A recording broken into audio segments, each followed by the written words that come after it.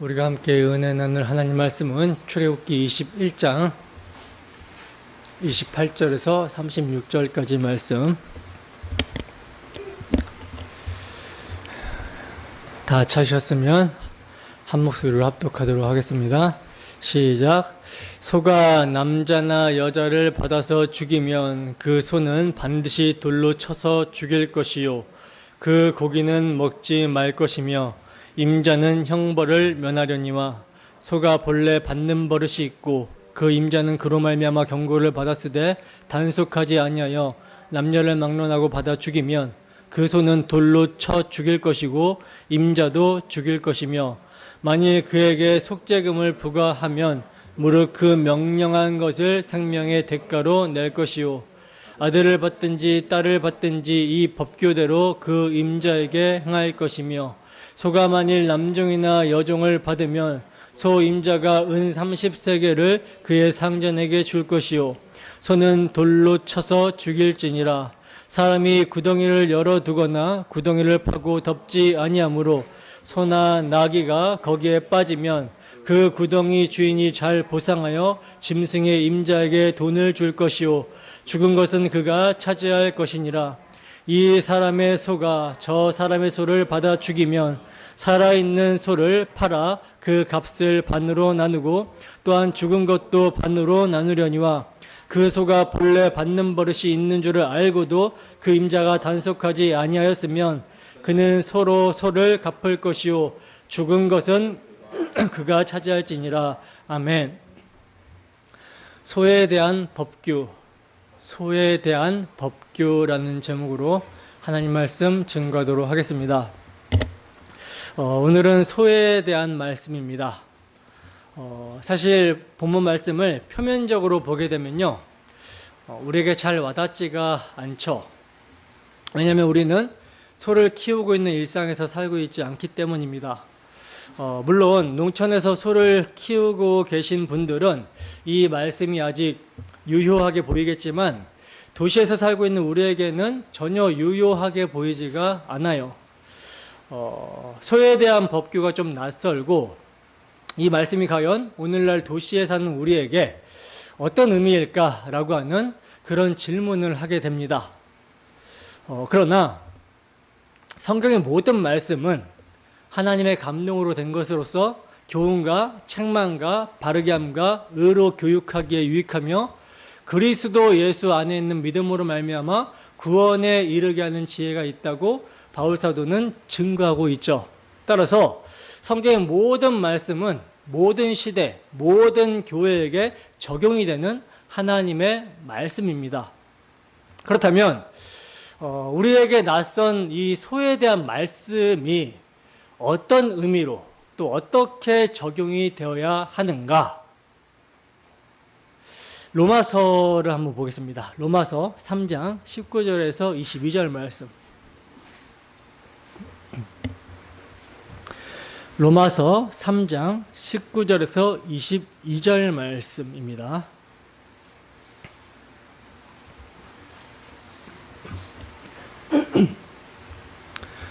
네, 함께 읽습니다. 시작. 우리가 알거니와 무릇 율법이 말하는 바는 율법 아래에 있는 자들에게 말하는 것이니 이는 모든 입을 막고 온 세상으로 하나님의 심판 아래에 있게 하려 함이라. 그러므로 율법의 행위로 그의 앞에 의롭다 하심을 얻을 육체가 없나니 율법으로는 죄를 깨달음이니라. 이제는 율법 외에 하나님의 한 의가 나타났으니 율법과 선지자들에게 증거를 받은 것이라. 곧 예수 그리스도를 믿음으로 말미암아 모든 믿는 자에게 미치는 하나님의 의니 차별이 없느니라. 아멘. 여러분, 율법을 넓게 보면 구약 성경 전체고요. 좁게 보면 토라, 모세, 오경입니다. 근데 여기서 더 좁게 보면 이건 이제 10계명으로 압축될 수가 있고요. 이 10계명을 더 좁게 요약하면 하나님 사랑, 이웃 사랑입니다. 이 하나님 사랑, 이웃 사랑을 한 단어로 줄이면 사랑이죠. 사랑하라. 그러니까 율법은 사랑하라인데 사도 바울은요, 이 율법이 두 가지 기능이 있다라고 말씀을 하고 있어요.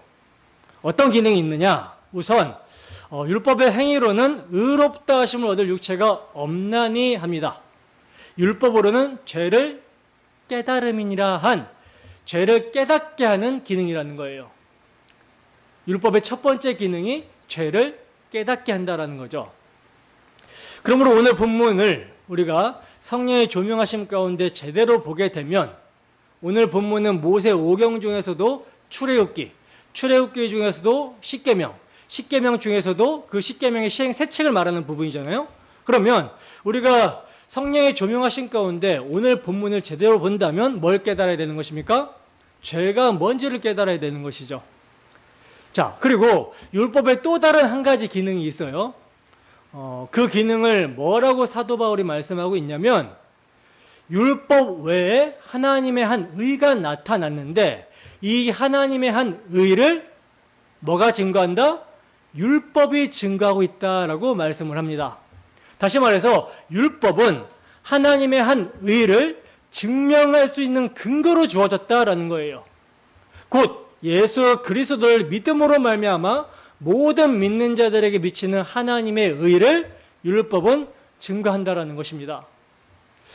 이 점을 갈라디아서에서는 이렇게 말씀하고 있는데, 갈라디아서 3장 24절입니다. 갈라디아서 3장 24절 말씀.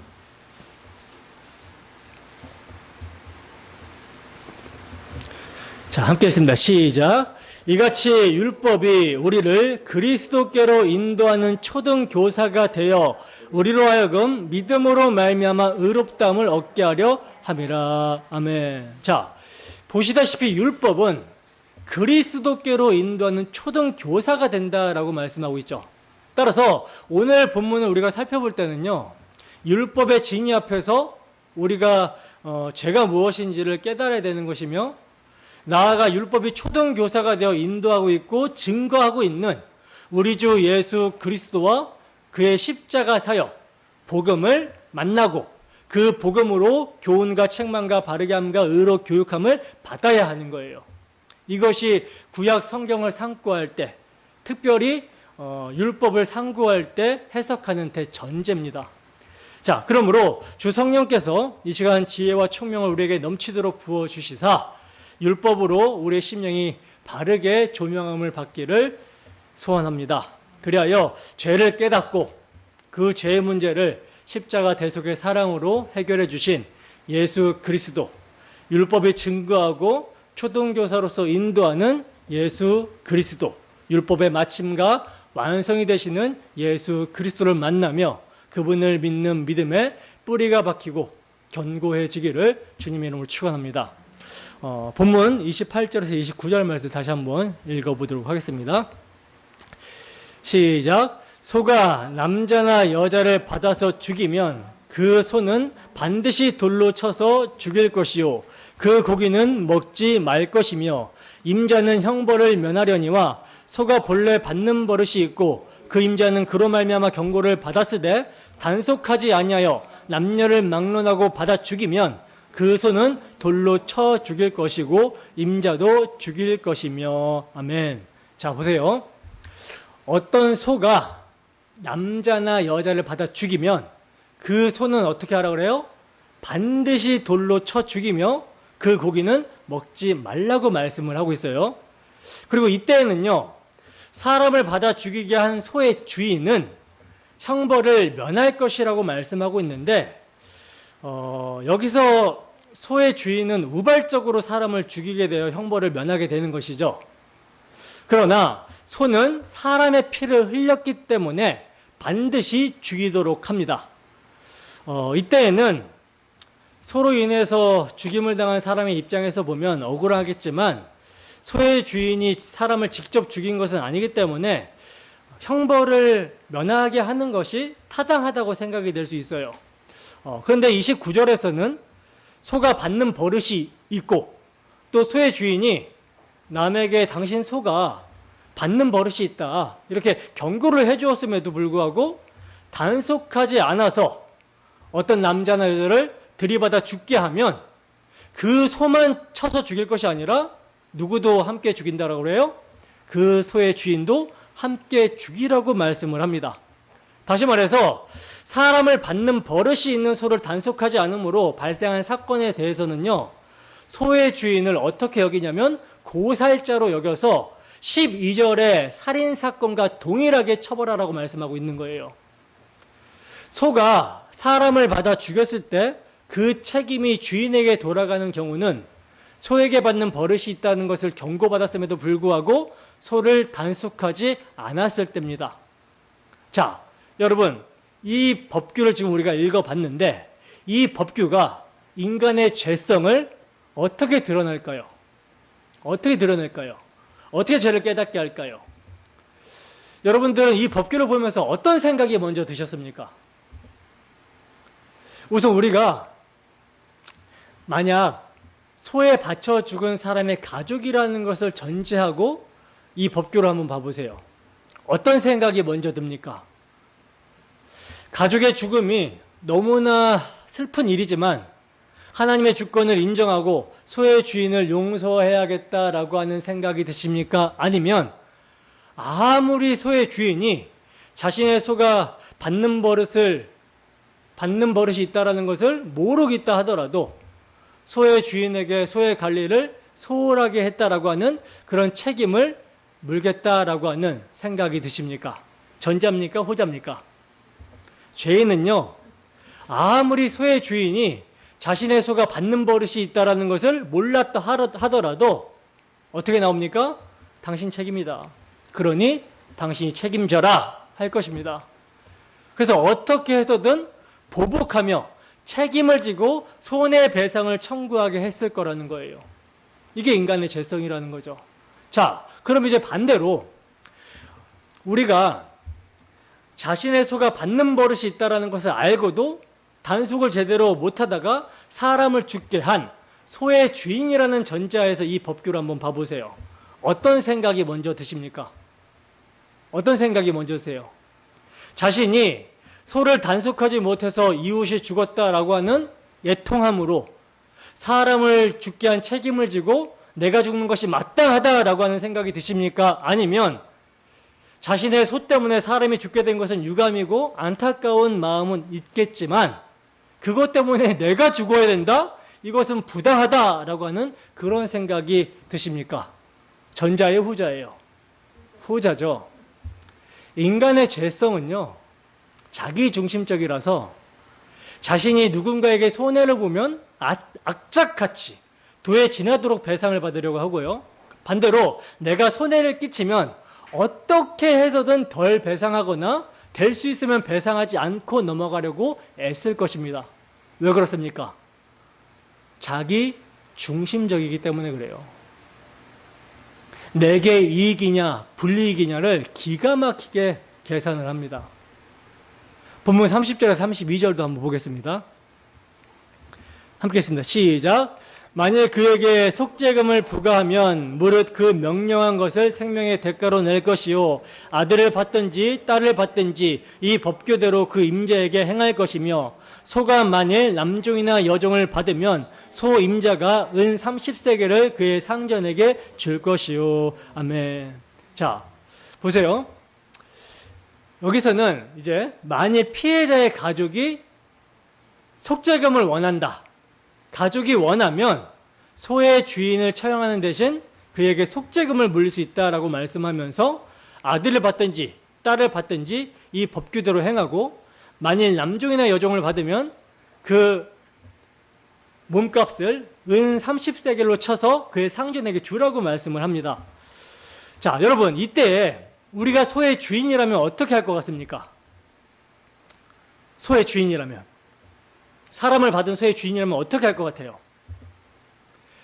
자신의 생명보다 중요한 것은 없으니까 어찌 되었든 간에 합의하려고 하겠죠. 그러면서도 목숨을 잃은 피해자에 대한 미안함보다는 속죄금을 내야 하는 자신의 손해를 더 억울하게 하는 것이, 억울하게 생각하는 것이 인간의 죄성이라는 것입니다. 피해자의 가족도 마찬가지입니다. 피해자의 가족도 가해자를 용서하기보다는 엄청난 보상을 요구하는 것이 인간의 죄성이라는 거예요. 이처럼 율법은요, 죄인인 인간 본성의 죄를 드러낸다라는 거예요. 그러니까 율법이 떨어지면 인간의 자기중심성이 드러나게 된다라는 거죠. 가축에 대한 배상 법규도 마찬가지입니다. 33절에서 36절 함께 했습니다. 시작. 사람이 구덩이를 열어두거나 구덩이를 파고 덮지 아니하므로 소나 나귀가 거기에 빠지면 그 구덩이 주인이 잘 보상하여 짐승의 임자에게 돈을 줄 것이요 죽은 것은 그가 차지할 것이니라.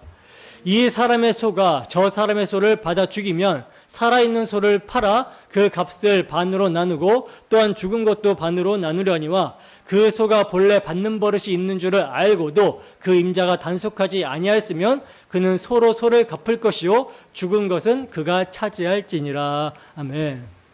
자, 사람이 구덩이를 열어두거나 또 구덩이를 파고 덮지 않아가지고 소나 나귀가 거기에 빠지게 되면 그 구덩이를 판 주인이 어떻게 하라고 그래요? 잘 보상하여 짐승의 주인에게 돈을 주고 죽은 것은 그가 차지할 것이라고 말씀하고 있는데, 당시에 구덩이를 파는 것은요, 곡식을 저장하기 위해서 팠던 거거든요. 그러나 그 구덩이로 인해서 타인에게 손해를 끼칠 수 있기 때문에 구덩이를 방치하여 두지 말라고 말씀을 하고 있는 거예요. 그리고 나아가 소가 다른 소를 받아 죽이면 살아있는 소를 팔아서 반으로 나누고 죽은 소도 반으로 나누게 하라고 그러죠. 근데 받는 소가 받는 버릇이 있는 소를 단속하지 아니하여 그런 일이 일어나게 되면 소로 소를 갚고 죽은 것은 단속하지 아니한 사람이 차지하게 합니다. 자, 이 법규를 볼 때도 여러분 어떤 생각이 먼저 듭니까? 어떤 생각이 먼저 들어요? 성경은 타인의 유익을 위해서 내 이웃을 내 몸같이 사랑하라고 하는 정신을 지금 말씀하고 있는 건데, 인간의 죄성은 자신이 남에게 피해를 입혔다라는 것보다 배상을 해줘야 되는 자기 손해만 생각하고 이웃의 소를 죽게 했다라고 하는 것보다는 배상을 해줘야 되는 자기 손해를 더 억울해한다라는 거예요. 반대 입장에서는 뭡니까? 반대 입장에서는 이웃에 대한 용서와 긍휼보다는 손해본 것 이상의 배상을 청구하게 되는 것입니다. 그러니 이러한 인간의 본성으로 내 이웃을 내 몸과 같이 사랑하라는 것은 불가능한 일인 것이죠. 하나님은 율법을 통해 사랑하라 하시는데, 이 사랑하라는 것이 죄인된 인간의 본성으로는 이게 가능하지 않다라는 거예요. 불가능하다라는 것입니다. 그래서 사랑하라는 율법이 떨어지면 뭐만 드러나요? 인간의 죄성만 드러나게 된다는 거죠. 여러분, 타락한 인간들은요, 다 자기중심적입니다. 심지어 하나님 앞에서도 자기만을 생각하죠. 에덴 동산조차도 자신의 동산으로 만들려고 하는 시도를 했던 자가 바로 인류의 첫 조상 아담입니다. 인간은 모두 그의 죄성을 가지고 태어나기 때문에 여기서 벗어날 수 있는 인간이 없어요. 근데 여러분들이 너무나 잘 알다시피 율법의 정신은 하나님 사랑, 이웃 사랑입니다. 때문에 율법은 아담 안에서 범죄한 모든 죄인들의 입을 막고 심판 아래 있게 한다라는 거예요. 로마서 3장 19절 말씀입니다. 로마서 3장 19절 말씀.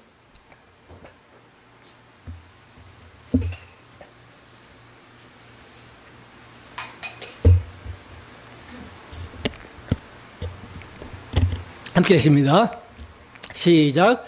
우리가 알거니와 무릇 율법이 말하는 바는 율법 아래에 있는 자들에게 말하는 것이니 이는 모든 입을 막고 온 세상으로 하나님의 심판 아래에 있게 하려 함이라. 아멘. 자, 이렇게 여러분, 율법이 말하는 바는 율법 아래에 있는 자들에게 말하는 것인데, 이는 모든 입을 막고 온 세상으로 하나님의 심판 아래에 있게 하려 하는 거라는 거예요. 근데 여러분, 지금 이스라엘 백성들은요, 어디 아래 있습니까? 어디 아래 있어요? 율법은 이렇게 모든 입을 막게 하고 하나님의 심판 아래 있게 하는 것인데, 지금 이스라엘 백성들, 율법이 주어지고 있는 이스라엘 백성들은 어디 아래 있는 자들이죠? 누누이 말씀드리지만 이스라엘 백성들은요, 하나님이 그들의 조상들에게 약속하신 메시아 언약 아래 있어요. 메시아 언약의 내용이 무엇입니까? 메시아 언약의 내용이 뭐예요? 아브라함에게 하나님이 약속하신 것인데 씨와 땅과 복이죠. 하나님이 아브라함에게 세 가지 약속하셨잖아요. 그게 씨와 땅과 복입니다. 근데 이 씨와 땅과 복이 다 누구를 상징하고 있는 약속이에요? 약속의 실체이신 우리 주 예수 그리스도를 상징하고 있는 약속입니다. 하나님은요, 첫사람 아담과 하와가 하나님의 말씀에 불순종하고 반역하자마자, 그래서 타락하자마자 그 타락한 현장에서 내가 하리니 하셨어요. 무엇을 하신다라고 하셨습니까? 내가 내 백성을 유혹하여 타락하게 만든 너, 뱀, 사탄과 여자를 원수가 되게 하고 여자의 후손과 뱀의 후손을 원수가 되게 하리니 여자의 후손은 뱀의 머리를 밟을 것이고 뱀은 여자의 후손의 발뒤꿈치를 물 것이다. 다시 말해서 하나님이 여자의 후손으로 메시아 그리스도를 보내셔서 뱀, 마귀, 사탄의 머리를 밟으시고 범죄한 자기 백성을 구원해 내시겠다라고 하신 거예요. 그리고 그 구원의 방식을 무엇으로 계시하셨죠? 아담과 하와가 무화과 나무 잎으로 엮어 만든 치마를 벗겨내시고 가죽옷을 지어 입히심으로 계시를 하셨죠. 여자의 후손으로 메시아 구원자가 오셔서 반역한 너희들의 죄로 인한 수치와 벌거벗음을 덮고 구원하실 것인데 내가 흠없는 짐승 양의 피를 흘려 가죽옷으로 너희를 덮어줬듯이 그 구원자의 희생의 피로 너희의 죄를 덮어서 구원할 거야. 이것을 계시하신 거예요. 이것을 합쳐서 뭐라고 하냐면 원복음이라고 합니다. 언약이에요. 이 원복음, 메시아 언약을 누가 믿었습니까? 아담이 믿었죠. 아담이 믿고 자기 아내 여자를 보고 이름을 뭐라고 지어줘요? 하와, 생명의 어미다라고 지어줬어요. 그냥 믿었다라는 거죠. 그리고 이 언약이 누구에게 계승이 됩니까? 가인과 아벨을 낳았는데 아벨에게 계승이 됩니다. 이 언약이. 아벨은 어린 양과 그 기름을 드림을 통해서 아담과 하와에게 복음을 계승받았다라는 것을, 원복음을, 메시아 언약을 계승받았다라는 것을 보여주고 있어요. 근데 이 아벨을 누가 쳐 죽여요? 가인이 돌로 쳐 죽이죠. 그러자 하나님께서는 아벨 대신에 다른 씨를 주시는데 그 다른 씨가 누굽니까? 셋입니다. 셋. 그래서 이 셋이 언약의 계승자 라인으로 이어지는 거예요. 아담이 메시아 언약을 받았고 그 메시아 언약을 아벨에게 전수가 되고 계승이 됐는데 이 아벨이 가인에게 맞아 죽고 하나님은 다른 씨 셋을 주셔서 이 메시아 언약이 셋에게 계승이 되는 거예요. 그리고 이 셋이 에노스를 낳고 또 에노스가 게난을 낳고 게난은 마할랄렛을 낳고 마할랄렛은 야렛을 낳고 야렛은 에녹을 낳고 에녹은 무드셀라를 낳고 무드셀라는 라멕을 낳고 라멕은 노아를 낳아서 이렇게 언약이 계속 메시아 언약이 끊어지지 않고 계승이 됐던 거예요. 그리고 노아 홍수 심판 이후에 노아의 후손 중에 누구에게 언약이 계승됩니까? 셈, 함, 야벳 중에 셈에게 계승이 되죠. 그리고 이 셈의 족보가 또 아르박삿, 셀라, 에벨, 벨렉, 르우, 스룩, 나홀, 데라까지, 그리고 데라가 아브라함에게까지 이렇게 계승이 된 거예요. 그리고 바로 그 여자의 후손으로 오실 메시아 구원자를 하나님께서는 이 아브라함을 택하셔서 약속을 해주십니다. 아브라함에게는 그의 씨로 여자의 후손이 오게 될 것을 약속을 해주셨어요. 그리고 아브라함에게 주시겠다라고 약속하신 땅을 통해서는 뭡니까? 장차 여자의 후손으로 오실 그 메시아가 태어날 땅을 계시해 주시죠. 나아가 그 메시아가 약속의 땅에 오셔서 희생의 피를 흘려주심으로 범죄한 백성이 하나님께로 돌아오게 되고 하나님과 화목하게 되는 것이 복이다. 이 점을 아브라함에게 복 주시겠다라고 약속하심을 통해서 계시해 주셨던 거예요. 이 아브라함에게 주어진 약속, 메시아 언약이 누구에게? 이삭에게 계승이 되고 야곱에게 계승이 되고, 그 아브라함과 이삭과 야곱에게 약속하신 메시아 언약으로 말미암아 하나님은요, 그들의 후손인 이스라엘 백성들, 애굽 땅에서 종노릇하며 애굽 왕 바로의 압제 가운데 있었던 이스라엘 백성들을 유월절 어린 양의 피로 속량하여 해방시켜 주신 것입니다. 그리고 그들을 하나님의 백성, 하나님의 신부, 하나님의 자녀가 되게 하신 거예요. 그리고 그 하나님의 자녀, 하나님의 백성 되게 하신 그들에게 언약을 체결하고 계시는 것이 바로 시내산 언약인 것이죠. 이미 유월절 어린 양의 피로 메시아 언약의 계승자들을 속량하셔서 자기 백성 삼은 이스라엘 백성들에게 하나님께서는 시내산 언약을 주시고 있는 거예요. 따라서 하나님께서 이스라엘 백성들에게 언약의 내용, 율법을 주시고 있는 것은요, 그것은 뭐와 일맥상통해야 되는 거예요? 뭐와 일맥상통해야 되는 거예요? 하나님의 아담에게서부터 약속하셨던, 또 아브라함과 이삭과 야곱에게 약속하셨던 그 메시아 언약과 일맥상통해야 되는 거예요. 그러면 그 율법을 통해서 무엇을 깨닫게 해주시는 것입니까? 이스라엘의 정체성을 깨닫게 해주시는 것이죠. 애굽 땅 종되었던 자들, 죄와 허물로 죽어있던 자들, 공중 권세 잡은 자 마귀의 통치 아래에서 육체를 따라 지내며 육체와 마음에 원하는 것을 하여 본질상 진노의 자녀였던 너희를 내가 어떻게 구원하여 내 백성을 삼았는지 잊지 말라고 율법을 주신 거예요. 그러니까 너희 스스로 너희 행위를 의지하여 율법을 준행해서 구원받아 봐라. 내 소유가 한번 돼봐라. 거룩한 백성, 제사장 나라가 돼봐라. 이거 해보라고 율법 주신 것이 아니라 율법을 통해 정말 죄와 허물로 죽어있고 애굽의 압제 가운데 종살이하고 있던 너희들, 사랑하지 못하는 자신들의 죄를 깨닫고 이러한 자들을 사랑한 자로 자기 백성으로 하나님께서 삼아주시기 위해 무엇을 행해 주셨는지 유월절 어린 양의 피의 은혜를 상기시키고 그 피를 믿는 믿음으로 오실 메시아를 바라보라고 율법을 주신 거예요. 그러니까 이스라엘 백성들은 유월절 어린 양의 피를 믿는 믿음 안에서 율법을 준행해야 했던 거라는 것이죠. 따라서 유월절 어린 양의 피 아래에 있는 이스라엘 백성들은요, 율법이 주어지게 되었을 때 그 율법을 통해 자신의 죄인됨을 깨닫고 탄식하고 애통하게 하여 하나님의 긍휼을 바라봐야 했던 거예요. 자기중심적인 자신의 죄인됨을 깨닫고 이러한 자신을 사랑한 자로 여겨주시고 하나님의 자녀가 되게 하시기 위해서 하나님께서 행하신 일, 유월절 어린 양의 피를 기억해야 했던 것입니다.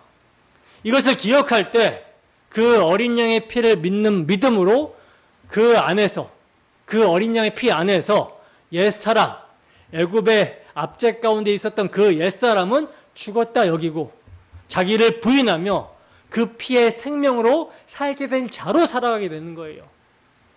그 피의 생명으로 사랑하며 율법을 준행하게 되는 것입니다. 그러므로 십계명의 서문, 나는 너희를 애굽 땅 종되었던 집에서 인도하여 낸 내 하나님 여호와니라.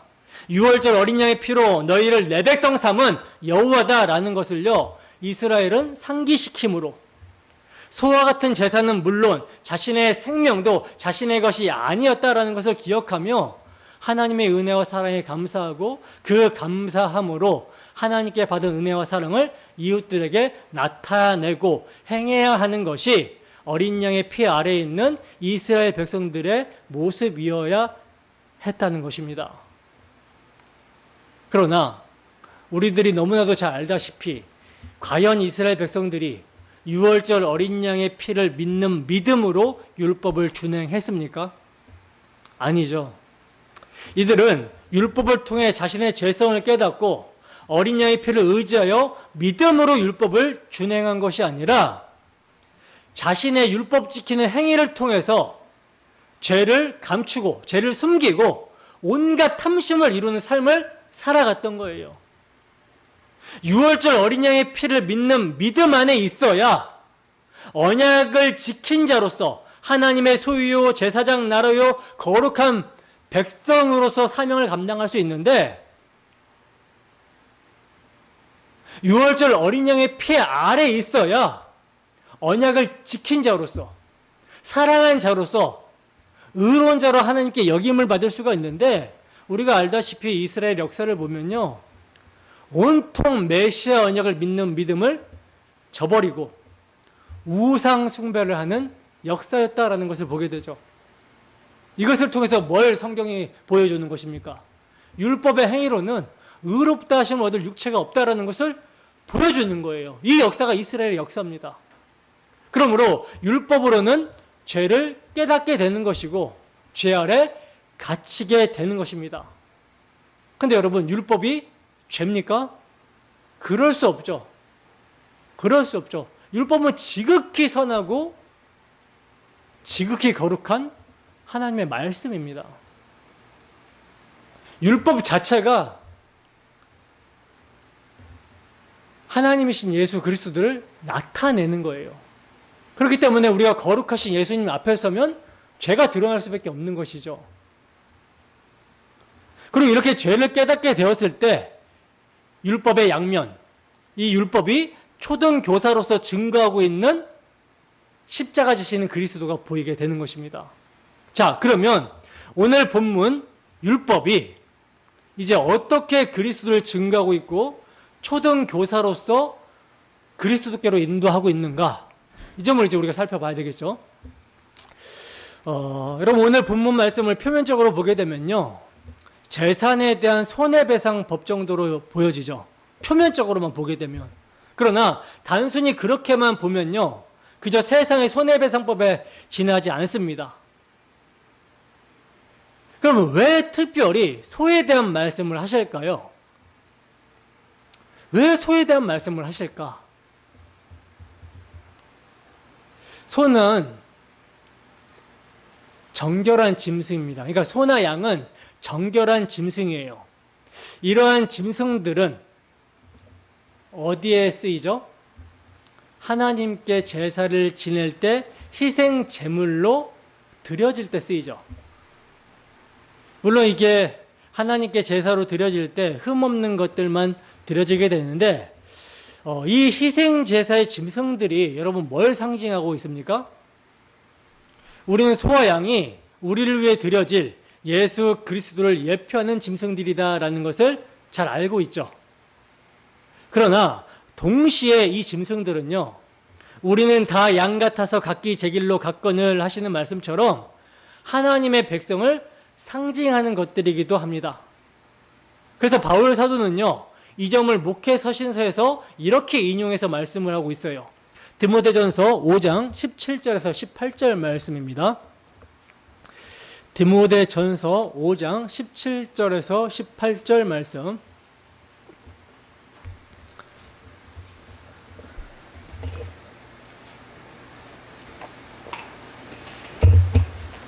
자, 함께 읽습니다. 시작.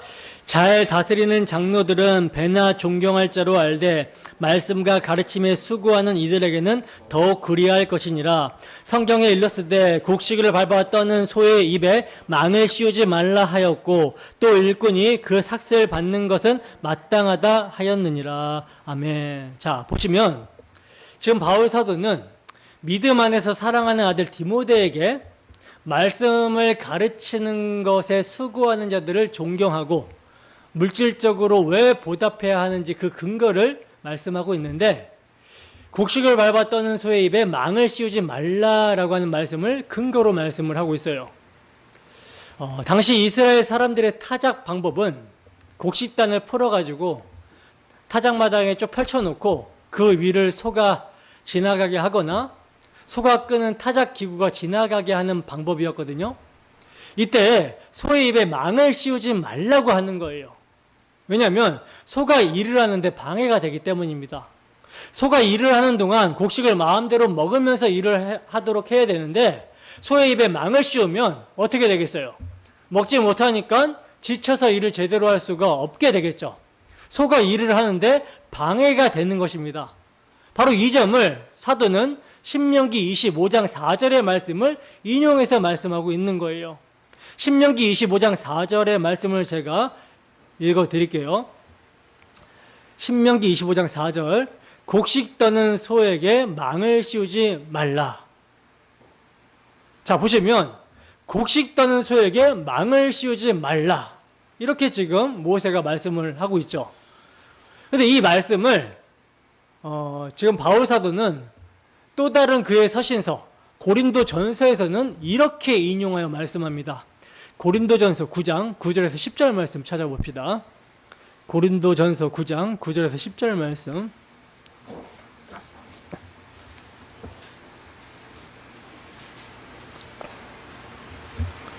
함께 읽습니다. 시작. 모세의 율법에 곡식을 밟아 떠는 소에게 망을 씌우지 말라 기록하였으니 하나님께서 어찌 소들을 위하여 염려하심이냐 오로지 우리를 위하여 말씀하심이 아니냐 과연 우리를 위하여 기록된 것이니 밭가는 자는 소망을 가지고 가며 곡식 떠는 자는 함께 얻을 소망을 가지고 떠는 것이라. 아멘. 보세요. 사도는 여기서도 지금 신명기 25장 4절을 인용하면서 뭐라고 말씀합니까? 하나님께서 어찌 소들을 위하여 염려하신 일이겠느냐? 오로지 우리를 위하여 말씀하심이 아니냐? 과연 우리를 위하여 기록한 것이다 라고 말씀합니다. 그러니까 소도 일하기 위해서는 먹어야 하며 일반적인 원리에서도 일하는 자가 삭세를 받는 것이 당연한데 복음을 전하는 자는 그 복음으로 사는 것이 당연하다라는 것이죠.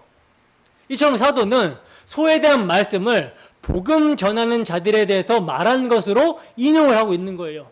사도가 성령의 감동으로 이 말씀을 인용했기 때문에 이 말씀이 적용이 되는 것이죠. 자, 그러므로 오늘 본문의 소가 단순히 소 이야기로 그치는 것이 아님을 우리는 짐작해 볼 수가 있죠.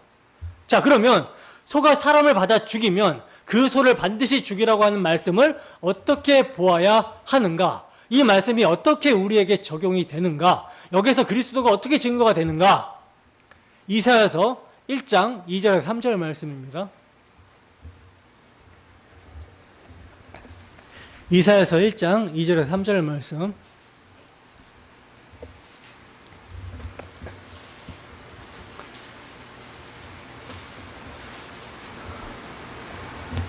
자, 함께 읽습니다. 시작. 하늘이여 들으라, 땅이여 귀를 기울이라. 여호와께서 말씀하시기를 내가 자식을 양육하였거늘 그들이 나를 거역하였도다.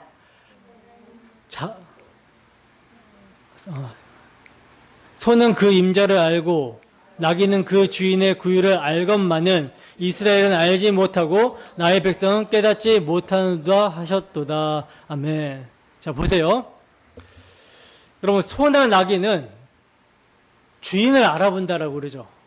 그런데 이스라엘은 하나님께서 창세전에 택하셔가지고 때가 참 경륜 가운데 애굽의 압제 가운데서 건져내서 유월절 어린 양의 피로 건져내서 자기 백성 삼은 이스라엘은 어떻대요? 하나님께서 그들의 아버지가 되어 그들을 양육하시는데도 그들이 모른다라고 합니다. 이스라엘의 주인은 하나님이시잖아요. 하나님께서 이스라엘을 애굽 땅 종되었던 집에서 구원하시고 자기 백성 삼아 주셨습니다. 그리고 자기 백성 삼은 이스라엘에게 그들의 정체성과 받은 은혜를 잊지 말라고 신의 산으로 인도하여 언약을 세워 주셨어요.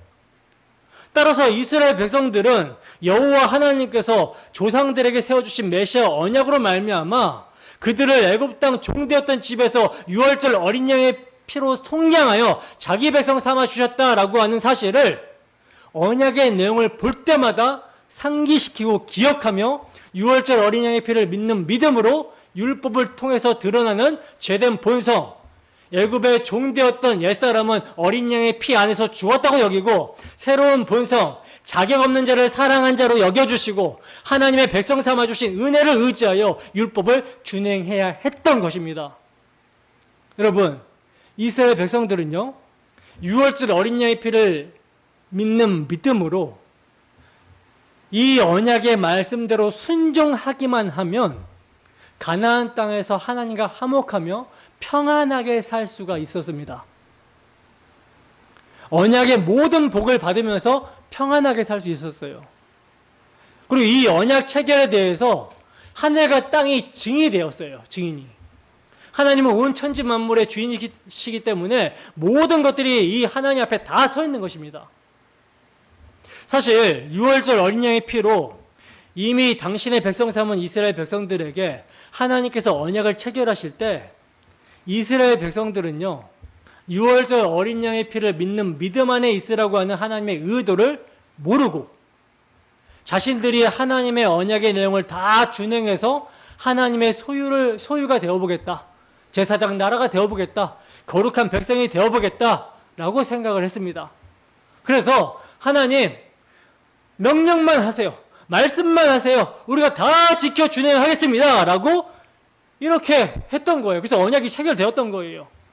그러나 그런 이스라엘 백성들이 약속의 땅에 들어가서 6월절 어린 양의 피를 믿는 믿음은 차치하고 자신들이 문자적으로 준행하겠다라고 했던 이 약속도 행하지 않습니다.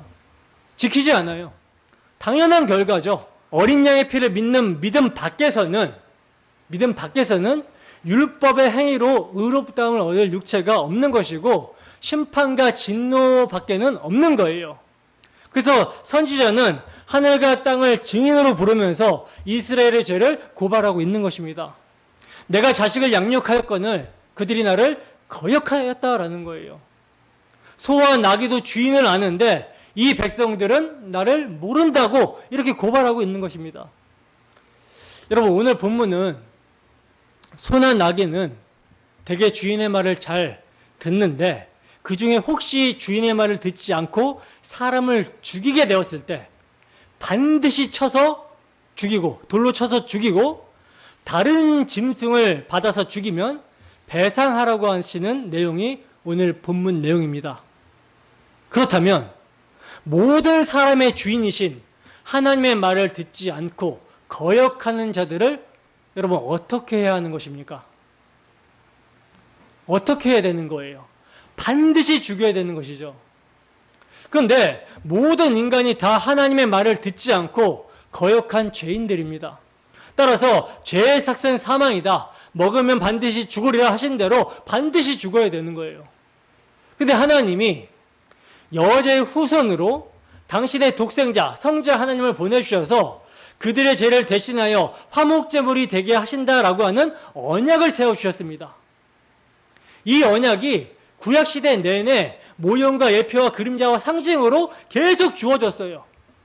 이 하나님의 후손에 대한 약속이 아브라함에게 주어진 언약이었기 때문에 하나님은 아브라함에게 축복하면서 아브라함을 축복하면 축복을 받고 아브라함을 저주하면 저주받는다라고 하셨던 것입니다. 그 복이 어떤 복이기 때문에 6월절 어린 양의 실체이신 예수 그리스도로 말미암아 주어지게 되는 하나님과 화목하는 복이기 때문에, 그래서 아브라함을 영접하면 누굴 영접하는 게 되는 거예요? 메시아 언약을 받아들이게 되는 거죠. 그래서 복을 받는 거고, 근데 아브라함을 배척하고 아브라함을 핍박하면 뭘 배척하고 핍박하는 게 되는 거예요? 메시아 언약을 배척하고 핍박하는 게 되는 거예요. 그래서 저주를 받는 것입니다. 이 저주는 그리스도에게서 끊어지는 저주예요. 그리고 이렇게 아브라함을 보호하시는 것은 하나님의 후손에 대한 약속이 그에게 있기 때문이죠. 그래서 아브라함이 바로 왕에게 자기 아내를 자기 여동생이라고 하면서 속여서 넘겨줬어도 하나님께서 사라를 보호하여 주시는 것은요, 하나님의 후손에 대한 약속이 아브라함에게 있기 때문입니다. 나아가 그 아브라함에게 하신 약속이 이스라엘 백성들에게 주어졌기 때문에 그 언약 안에 있는 자들에게 뭐라고 말씀하시는 거예요? 너네는 이제 하나님의 형상이 회복된 자들이다. 어린 양이 상징하는 내 아들의 피로 하나님의 형상이 회복된 자들이니까 뭐 하지 말라, 서로 살인하지 말라고 하신 것이며, 너희가 원수된 너희가 내 은혜와 내 사랑으로 내 자녀가 되었으니 너희도 서로 뭐 하지 말라? 보복하지 말라고 하신 거예요. 근데 하나님이 택하신 백성들이 메시아 언약 안에서 어린 양의 피를 믿는 믿음으로 살지 않고 그 언약 밖에 나가서 자기 행위를 의지하며 살았던 것입니다. 제사장 나라의 역할을 해야 되는데 이 제사장 나라의 역할을 하지 않고 이방 나라의 우상을 본받아서 섬기는 그런 삶을 살았던 거예요. 이방의 세계관으로 살았던 것입니다. 그래서 하나님의 후손이 오셨을 당시 유대인이나 이방인이나 할 것 없이 그들을 창조한 하나님, 주인의 말을 반역하는 반역자가 되어 있었던 거라는 것이죠. 이방인이나 유대인은 할 것 없이 모두가 다 죄 아래에서 하나님의 심판 아래 있게 되었던 것입니다. 그리고 결국 하나님의 후손, 하나님의 아들이 때가 찬 정령 가운데 오셨음에도 불구하고 그 아들을 영접하는 것이 아니라 대적하여 죽인 거예요. 그 하나님의 후손, 하나님의 아들이 누구십니까? 그들을 창조한 창조주시며 하나님의 아들, 성자 예수 그리스도시죠. 갈라디아서 3장 16절 보세요.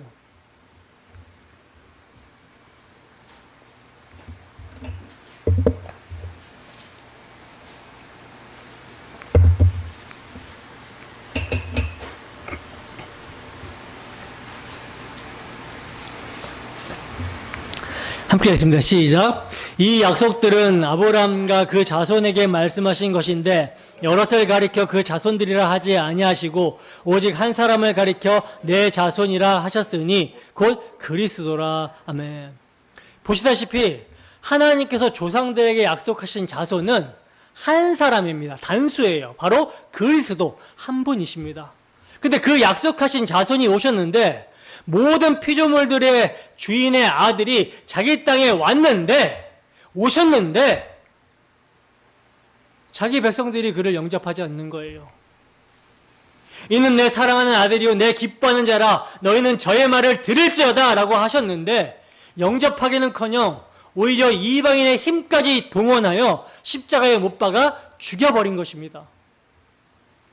소가 주인의 말을 듣지 않고 사람을 받아 죽이면 그 소를 반드시 돌로 쳐서 죽여야 하는데 모든 우주 만물의 주인이신 하나님 아버지의 말을 듣지 않고 그 하나님의 아들을 죽인 자들이 여러분 어떻게 되겠습니까?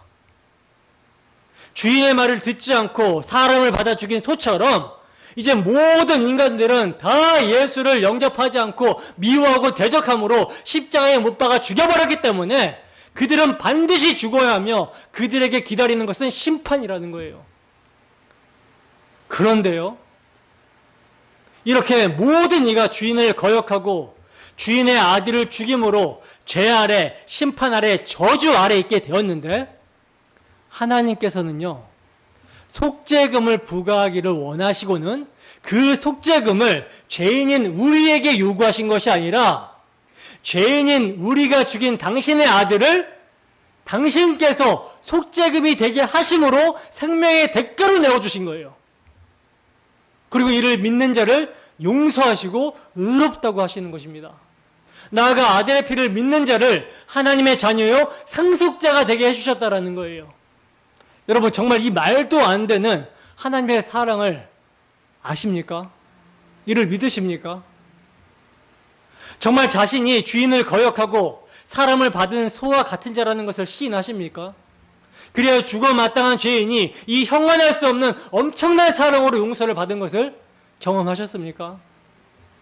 하나님은요, 예수를 나를 위해 보내주신 구원자로 영접하는 자에게 하나님의 아들이라 불러주시기로 작정을 하셨습니다. 이것이 하나님의 구원 계획이에요. 성령의 역사로 복음이 전해질 때 이 복음이 자신에게 실제가 되어 믿어지게 된 자는 어떤 고백을 하게 될까요? 자신이 본문의 소와 같음을 고백함으로 이제는 임재를 알고 자신의 구유를 아는 존재로 감사하며 살게 되는 것입니다. 그리고 이러한 은혜가 있는 자들은 이제 율법이 증거하는 그리스도의 십자가 대속의 피를 늘 기억하고 고백함으로 자기를 부인하고 자기 중심적인 삶을 버리고 육체의 소욕을 쳐서 복종케 해서 그리스도의 사랑의 강건하심을 받는 거예요. 그 사랑의 강건하심을 받아 율법의 마침과 완성이신 우리 구주 예수 그리스도 안에서 사랑하는 자로 하나님을 위해 그리고 이웃을 위해 살게 되는 것입니다. 남을 사랑하는 자는 율법을 다 이룬 자라고 그러죠. 예수님이 십자가에서 남을 다 사랑을 하시고 그리고 그 사랑을 우리에게 전가시켜 주셔서 사랑한 자가 되게 하셨습니다.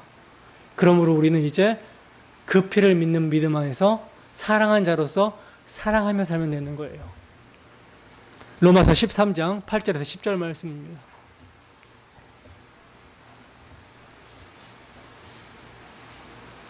로마서 13장 8절에서 10절 말씀.